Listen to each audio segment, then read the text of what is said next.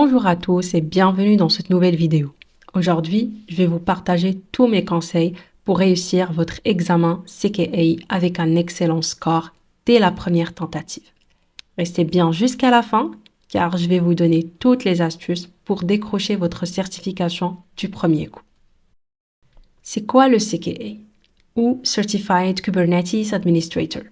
C'est une certification fournie par la Fondation Linux en collaboration avec la Fondation Cloud Native Computing Foundation ou CNCF qui permet de valider vos compétences en administration Kubernetes. Pourquoi il faut absolument passer cet examen? Le CKA est un examen 100% pratique. Il teste vos capacités à résoudre des problèmes concrets en utilisant uniquement des lignes de commande.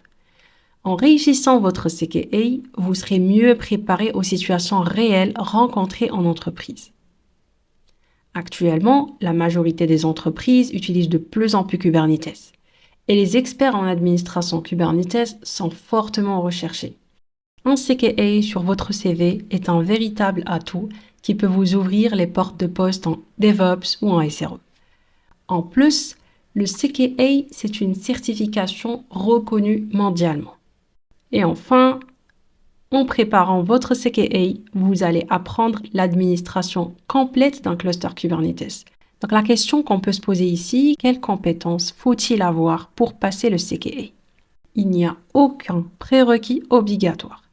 Bien sûr, le fait d'avoir une bonne maîtrise des lignes de commande Linux et une expérience préalable ou une compréhension globale de Kubernetes peut vous aider. Mais même si vous partez de zéro, c'est totalement faisable. Donc la seule différence, c'est juste le temps de préparation. Si vous avez déjà bossé avec Kubernetes, forcément ça ira plus vite. Mais si c'est un sujet qui est totalement nouveau pour vous, ça prendra plus de temps, mais avec la pratique, tout s'apprend. À quoi ressemble l'examen CKA? Le jour de l'examen, vous travaillerez sur des machines Linux et vous aurez plusieurs clusters à gérer. On vous posera des questions variées comme création de ressources, faire du troubleshooting, du debugging, etc. L'examen comporte entre 15 et 20 questions et vous aurez 2 heures pour tout compléter. L'examen se comporte de 5 grandes parties. La première partie, c'est l'architecture, l'installation, configuration qui représente le 25% des questions. Ensuite, vous aurez le workload et scheduling. Ensuite, service, networking, storage et troubleshooting. Et on va voir dans les slides suivantes, partie par partie. On commence par la première partie. L'architecture, l'installation et la configuration. Dans cette partie, vous devez savoir comment installer un cluster Kubernetes, le configurer correctement et résoudre les problèmes liés à l'installation.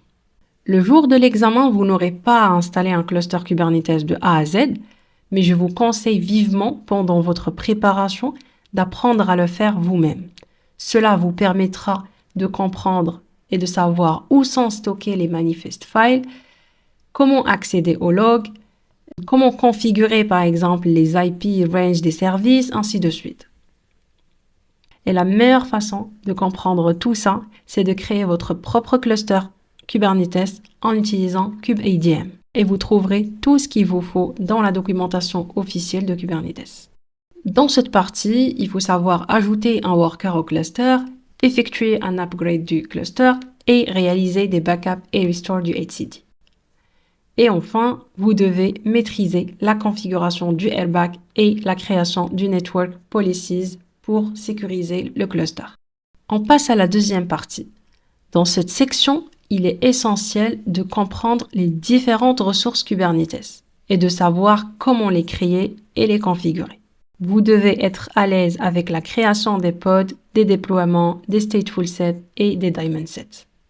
En plus, vous devez comprendre le scheduling des pods. Donc, il faut maîtriser les concepts clés comme label, tense, finity, node finity, pod anti-finity, ainsi de suite.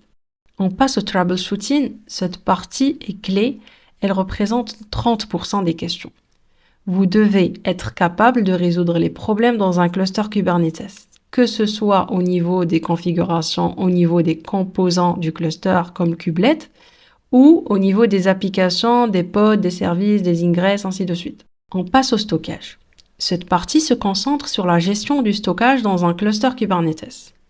Vous devez, dans cette partie, être capable de créer et de configurer des PV et des PVC et aussi savoir comment utiliser les storage classes et comprendre comment configurer des volumes dynamiques. Et enfin, la dernière partie, c'est le service et le networking. Dans cette partie, vous devez maîtriser les types de services et leur configuration, à savoir le cluster IP, load balancer et le node ports. Il est également important de savoir configurer les ingress et comprendre l'ingress controller. Et enfin, vous devez maîtriser la gestion du réseau entre les pods dans un cluster. La question qui se pose, comment se déroule l'examen? L'examen se passe en ligne. Donc, il est essentiel le jour de l'examen d'être dans un endroit calme et sans distraction. Vous devez garder votre caméra active tout au long de l'examen et vous n'aurez pas accès à vos notes ni à d'autres ressources externes pendant l'examen, à l'exception de la documentation officielle de Kubernetes. Donc, on arrive à la préparation. Comment bien se préparer à l'examen? Pour bien vous préparer à l'examen, je vous conseille de commencer par la documentation officielle de Kubernetes. C'est la base. Tout est là-dedans. Vous pouvez aussi trouver des vidéos sur YouTube qui couvrent tous les points dont je vous ai parlé. Je vous recommande d'apprendre par thématique. Donc, chaque fois que vous étudiez une nouvelle section, passez directement à la pratique. Il existe des plateformes comme Kikoda qui vous permettent de vous entraîner sur un cluster Kubernetes prêt à l'emploi avec plusieurs scénarios. Vous allez trouver aussi des guides repos en ligne avec des scénarios pratiques pour vous entraîner. Je vais vous mettre tout dans la description. Avant de passer l'examen, la Fondation Linux met à votre disposition 2 examens blancs. Prenez vraiment le temps de les faire. Mettez-vous dans les conditions réelles de l'examen et essayez de les compléter dans 2 heures. Ces examens blancs sont plus difficiles que l'examen réel, mais ils sont très formateurs et vont vraiment vous aider dans votre préparation. Dernier conseil pour la préparation, habituez-vous à chercher directement dans la documentation officielle. Évitez de faire des recherches sur Google ou sur les forums. Votre meilleur ami sera le raccourci CTRL F pour retrouver rapidement tout ce que vous cherchez.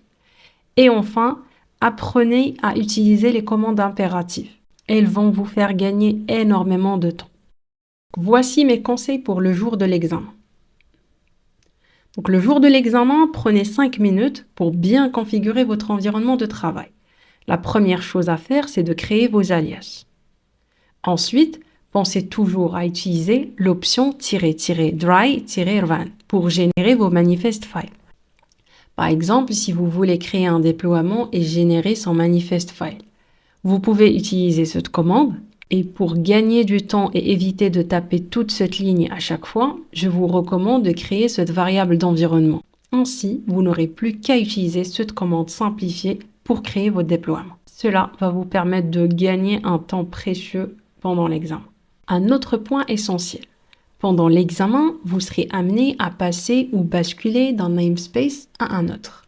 La commande pour le faire est kubectl config setContext -current-namespace et vous spécifiez votre namespace.